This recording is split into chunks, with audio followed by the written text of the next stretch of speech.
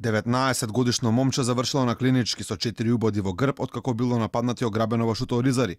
Таткото Сулјо Кабри објаснува дека е загрижен за безбедноста не само на својот син, туку и на сите останати од населбата, бидејќи како што вели, ваквите инциденти речиси станале секојдневие. Споменавте дека во Шутка во последниот период кога зборавме сега имало голем број на инциденти. Да, може би се работи за иста група, значи во последниот месец може би имаше околу 20 на напади, исклучиво над ромско население. Дали до сега тие се фатени од полицијата? Дали имате таква информација? Дали полицијата постапувала? Не знам, меѓутоа полицијата кога ги видела видеоснимките веќе познати им се.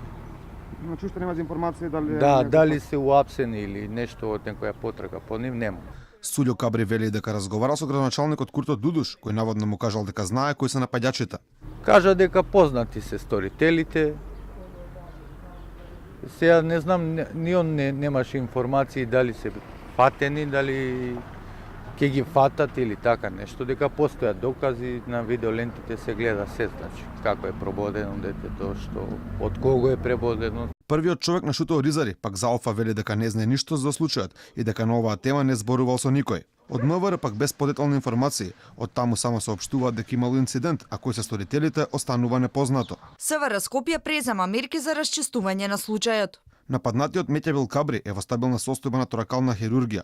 Разбойниците му украле мобилен телефон, златен ланец и јакна.